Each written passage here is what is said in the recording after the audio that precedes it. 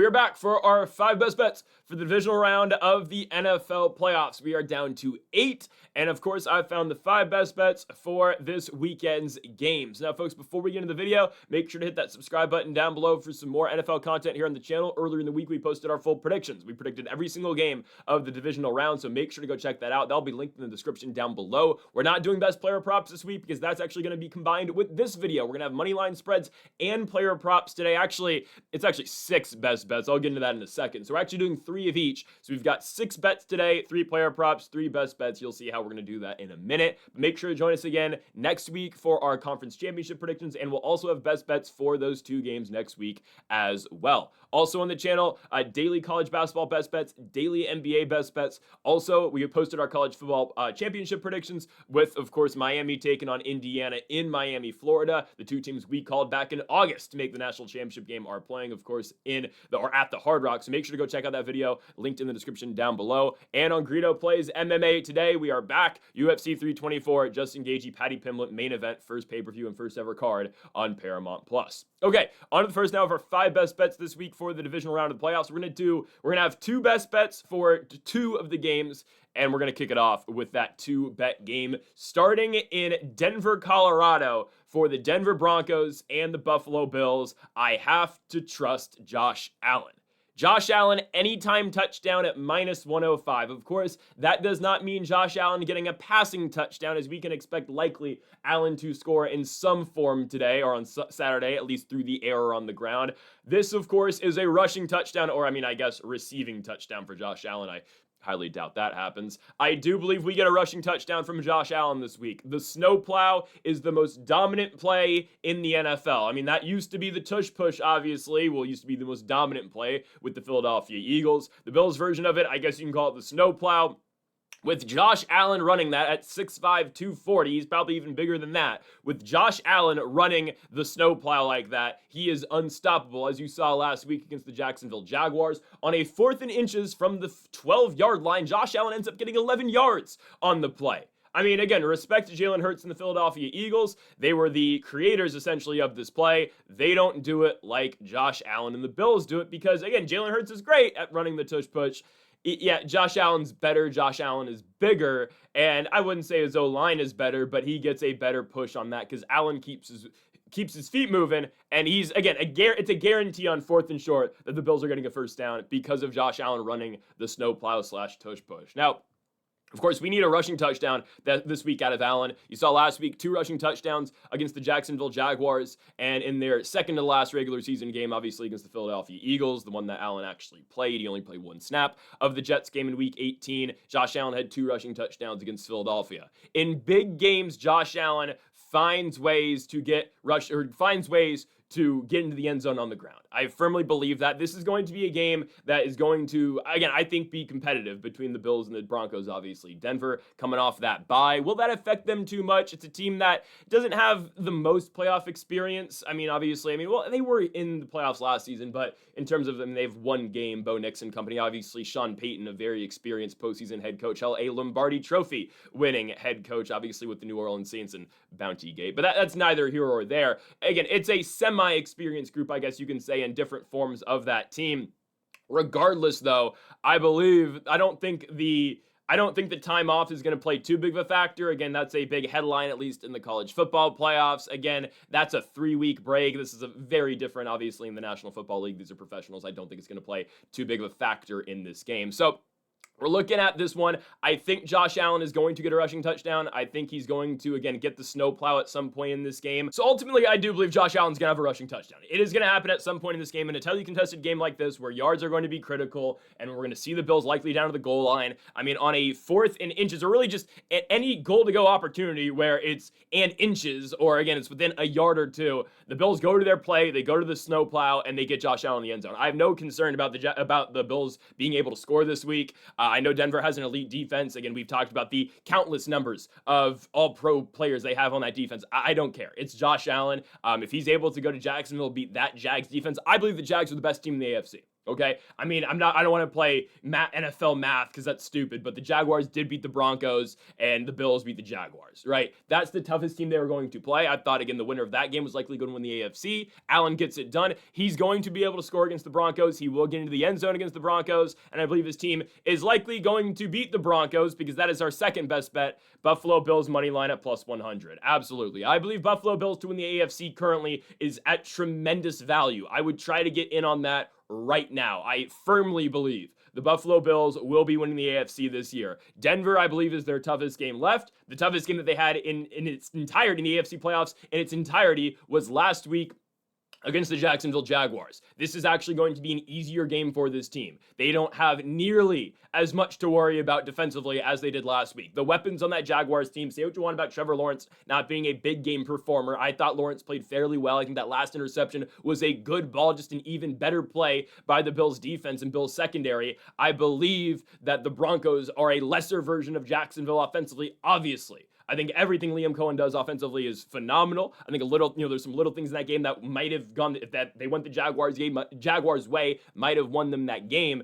I'm not too concerned about this Denver offense. I'm really not. I mean, are we concerned about Bo Nix in the postseason? The answer to that question, unfortunately, is no for the Broncos. I'm not concerned about it. I mean, we've seen the Broncos just struggle to win game after game this season, and what made the Broncos so great this year, and what has made them so great, again, has been the fact that they've been able to win these close games. But every game they've played so far this year, for the most part, has been a one-possession final, even against the lowest of low teams in the NFL. I'm talking the Las Vegas Raiders, I'm talking the Washington Commanders, the Tennessee Titans, the New York Jets over in London, the New York Giants as well in Denver. They've been just barely able to escape all of those games. And again, that's what makes them great. Even though, sure, you're only beating the worst teams in the National Football League by anywhere from 1 to 7 points or 1 to 8 points, you find ways to get it done and you don't lose trap games like that. The problem is you're playing the Buffalo Bills, and the bigger problem in all of that too is you're playing Josh Allen. I don't believe they can beat him. I just don't think so. We've seen the Broncos play elite teams in the AFC so far this season, and what is their record against postseason teams in the AFC this year? If I'm not mistaken, it is 2-2. Wins over the Texans, Chargers, losses to the Jaguars and Chargers. I could be wrong, I could be missing a team, but I'm pretty confident it is 2-2 this year against AFC playoff teams. Josh Allen's going to walk into Mile High and beat this team. The defense is phenomenal, sure, but I mean, I said that about Jacksonville last week, and I think we can continue to say that likely going forward against either Houston or New England, or hell, in the Super Bowl against potentially the Seattle Seahawks. Every defense Josh Allen is going to face is going to be really good. The problem is, for opposing defenses, it's Josh Allen's playing on the other team. I mean, that's the simplest way to put it. You can't beat this guy. I mean, you look at the Jaguars game, he's barely throwing incompletions. He needs to get 8 yards in 3 plays, and then they can push him forward for a first down. And call that, again, the tush-push play. Call that Josh Allen moving his legs and being so physically strong. I don't care. Josh Allen is going to find a way to win. You got to think about this from the grand scheme of things here, too.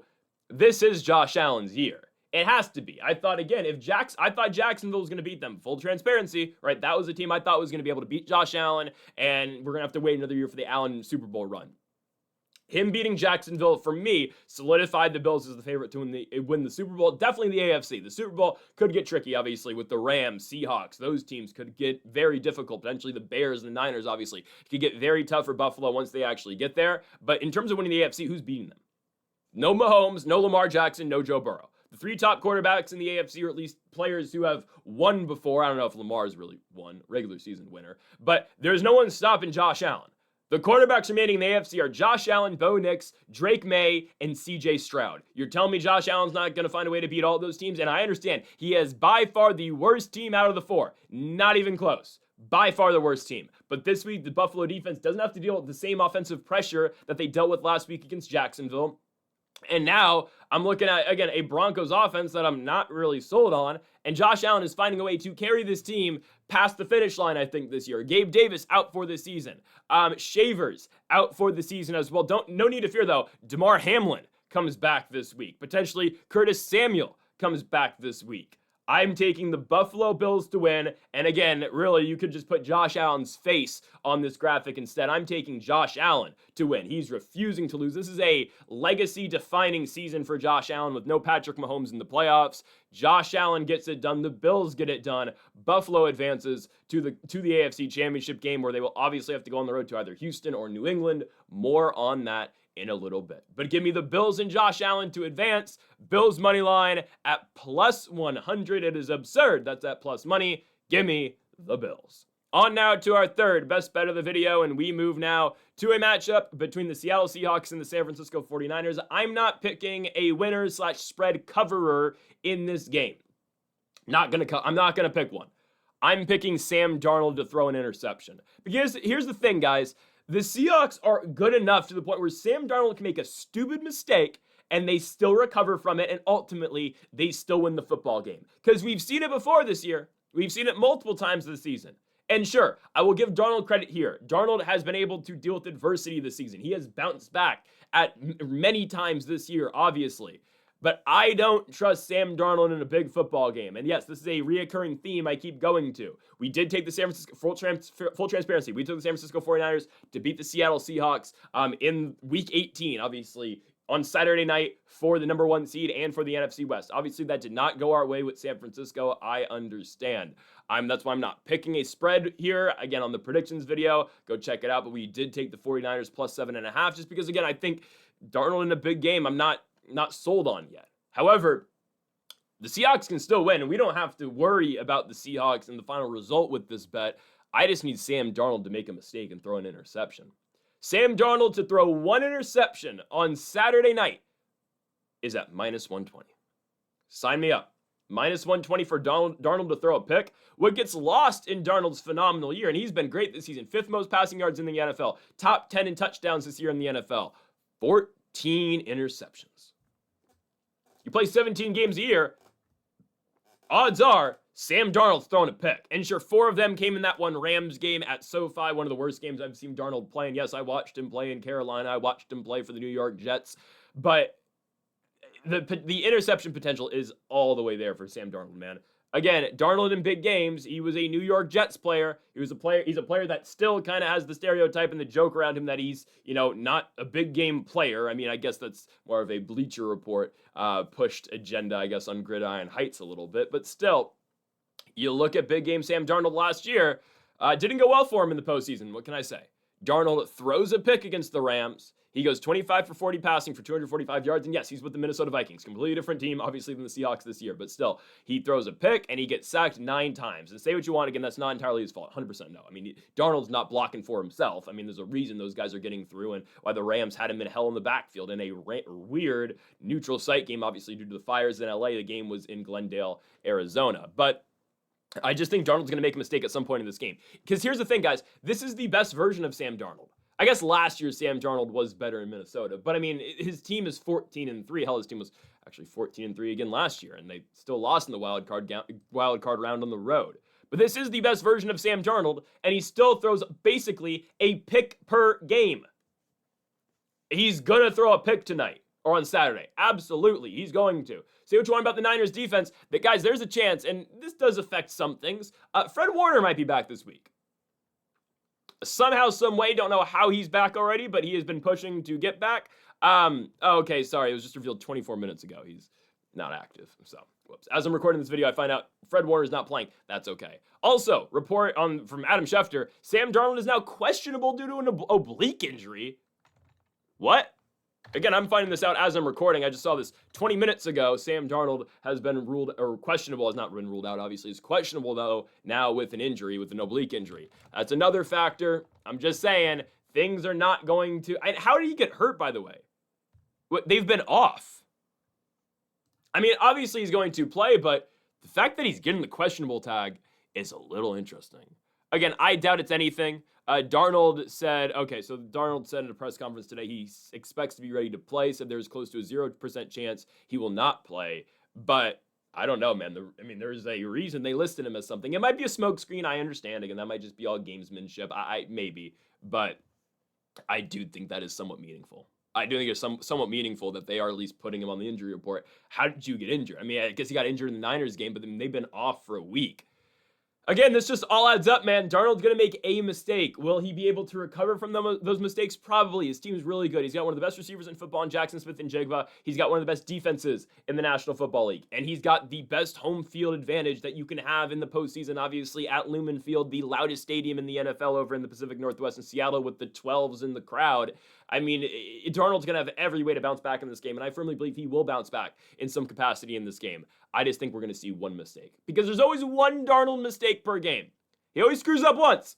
He's been able to bounce back this season, and I got to give the guy a lot of credit for that. But I believe Sam Darnold will throw at least one interception, minus 120 for Darnold tonight on Saturday. On to our fourth best bet of the video, we go to the AFC side of things, back with the AFC with the New England Patriots and the Houston Texans. I'm going to be going with the Patriots to cover 3 points. Guys, the Houston Texans are the weak link right now in the postseason. And I know, again, that is a very controversial take, I guess. I mean, I know there's a lot of people that are high on the Houston Texans. Guys, their quarterback holds them back. I'm not denying how great that defense is, but with their quarterback and with their offense, I can't confidently pick the Houston Texans to win anything. And I'll just be fully transparent with you. You can match up all the Super Bowl matchups here with all these teams. I wouldn't take the Texans in one of them. That's the truth. I'm sorry. I mean, again, I don't dislike the Texans. I just think they're the clear worst team left. And I think their quarterback holds them back. I think Mike Vrabel in this defense is going to have CJ Stroud in hell this week. Again, he survived the AFC North matchup. Obviously not two AFC North teams, but he goes up to the North and beats the Steelers. I got to give CJ Stroud a boatload of credit. I did not believe CJ Stroud was going to be able to win that game. The Houston Texans in their entire franchise history had never won a game on the road in the postseason. So I will give Sam Darnold all the credit in the world for winning that football game. I did not think he was going to do it. But did CJ Stroud really win the game, or did his defense win the game? Sure, there were some big throws Stroud made to Christian Kirk. There were some big plays made in that football game to Kirk all game long.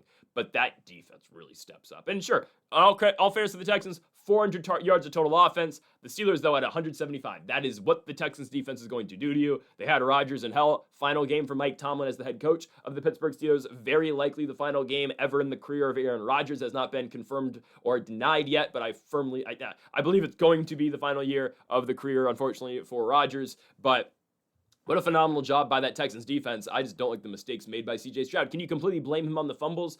Partially, right? I mean, of course, Stroud is not expected to get hit like that, obviously. And the flea flicker play was, I think, a little bit absurd. I don't know. I think teams just forgot how to run flea flickers now. Or I guess maybe they just don't work. Because back when they were really, a hot topic and everyone used to run them at least effectively, it was still a surprise. Now it's, okay, well, here comes another flea flicker. Regardless, though, everyone runs the flea flicker the same way now. I mean, they don't get creative with it like the 2008 Arizona Cardinals.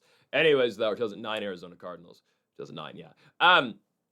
I'm looking at, again, Stroud. I don't think those are all his fault, but the interception, yeah, you can definitely say this. I mean, what the hell was that? I just think the student mistakes from Stroud eventually are going to catch up to the Houston Texans, and I think the Patriots are just the better football team. Drake May, I think, played a all-right game against the Chargers. Weird defensive battle, but May makes the plays when you need him to, right? That late touchdown pass to Hunter Henry puts his team up by 13. Ultimately, that's the final score. And say what you want about Justin Herbert in a big football game and the fact that he still has yet to win a postseason game, the Patriots defense holds them to 3 points. I mean, they have a goal line stand early in that football game. Drake May throws a tipped interception. It's a 0-0 game, and the Chargers are on the 5-yard line. They have a chance, or 3-yard line. They have a chance to go up 7-0. Patriots get 4 straight stops, force the turnover on downs. Ultimately, the Patriots actually drive 93 yards just to kick a 23-yard field goal. And then actually the Chargers do the same exact thing on the next drive as Cameron Decker hits a 21-yard field goal. But that is the end of the scoring for the Chargers in Foxborough, Massachusetts. I just think if the Chargers are having problems scoring in New England, the Texans are also going to have a lot of problems scoring in New England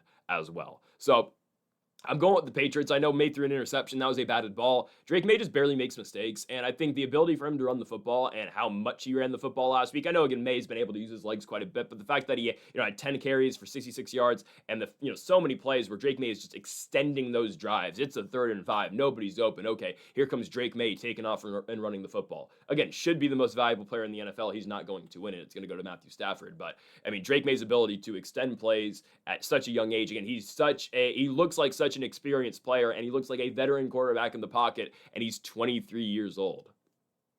got to give the guy all the credit in the world. I think the New England Patriots are going to beat the Houston Texans. If they win, they're likely going to win by a field goal or more. So we're going to take the -3. Hopefully they win by more than a field goal. Obviously, just a field goal victory would push for us. But I believe New England does cover the spread. I think Drake May's going to have a good game, and I just think that Texans offense holds them back. Yeah, Woody Marks ran the ball really well against the Pittsburgh Steelers, and Nick Chubb to a certain extent too.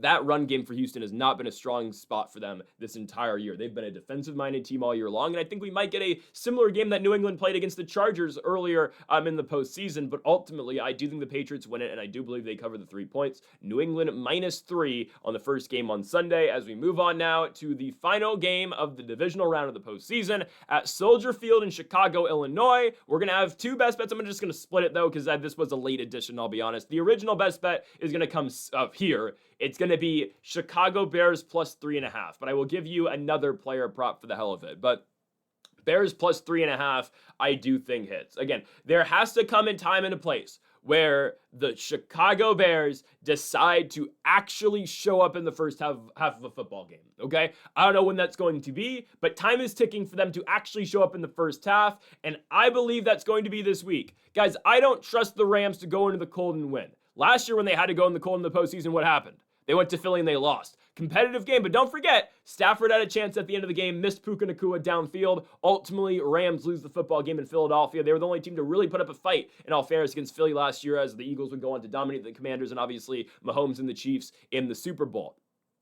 I think the Bears find a way this week. And if they don't, I think the game is going to be competitive. This is going to be a razor-thin game, and I'm not just banking on the Bears, the cardiac Bears and the comeback ability, I guess, of Chicago. I'm not just banking on that. I'm looking at the way the Rams are playing football right now.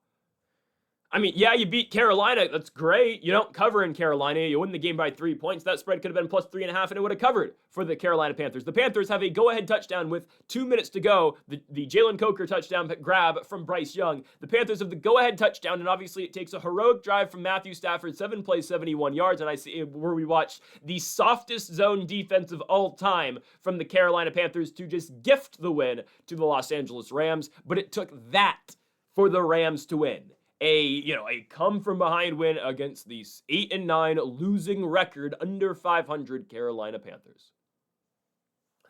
I don't know, man. I mean, there's a difference playing Carolina and Chicago. Caleb Williams, does he make some dumb mistakes? Sometimes he does. But that second half, man, that fourth quarter, masterful from Caleb Williams. Refuses to go away. Maybe the Bears cool it a little bit on fourth down. They don't get as desperate early in the football game. But I don't know. With the Rams offense, you might need to get desperate again. But the way their defense steps up in the second half and the way that Caleb Williams steps up in the second half, how about 25 fourth quarter points for the Chicago Bears? And all the credit in the world needs to go to Caleb Williams. After a disastrous start to that football game, he locks in the fourth quarter. There's a 4th and 8 in the fourth quarter. They don't convert that game over. Caleb Williams finds a way. And I understand they don't win that game, or it's a tougher route to the finish. That game likely goes into overtime if Brandon McManus hits an extra point, makes a field goal, but it is what it is. The Bears find a way to win. They win in advance. And I think they are going to find a way to beat the Los Angeles Rams. If not, I think they will be able to cover the 3.5 points at home. Again, I just don't know how I feel about a Los Angeles team coming up to Soldier Field. It may snow during this game. If not, it's going to be under 30 degrees. It might be in the 20s or even below 20 in this game. I don't see the Rams going in here and just dominating. It's going to be a tough game for the Rams. And by the way, how many fumbles did the Rams have in the snow last year against the Eagles? If they don't fumble all those times, they probably beat Philly. So this team struggles in the cold, especially in January. I like Chicago +3.5. Before we end the video, real quickly, I will throw in a player prop. I just thought this was really solid. DJ Moore over 28.5 yards. I mean, like Colston Loveland's line's like 66.5, which makes sense. I think Odunze's got a fairly high line. Luther Burden's at 35.5. And then we got DJ Moore at 28.5.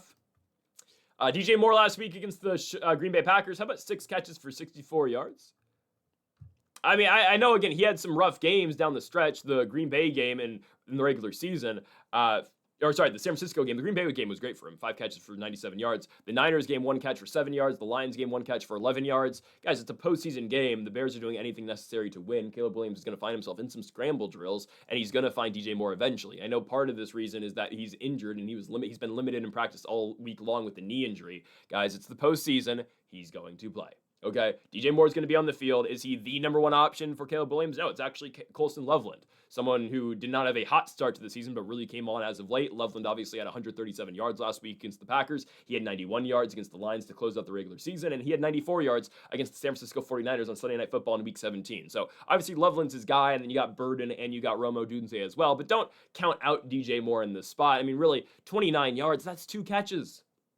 I think we're going to find some production for DJ Moore this week in a game in which I expect a lot of passing from both Chicago and the Los Angeles Rams. I do think DJ Moore is going to find a way to 29 yards. So give me the over on DJ Moore. Just want to throw that in there to end the video. Again, closing out our best bets for the divisional round of the NFL playoffs. Folks, thank y'all for watching our best bets. Make sure to hit that subscribe button down below for more. Make sure to leave a like if you did enjoy the video. Make sure to comment if you do disagree with any of the picks. We'll be back next week for our predictions for the AFC and NFC Championship game on Tuesday, and then our best bets coming out as well on Friday too. We'll probably do 4 best bets. We'll probably do a player prop and a moneyline/spread pick for each individual game. Folks, thank y'all for watching. Make sure to hit that subscribe button down below for more, and Mamba forever.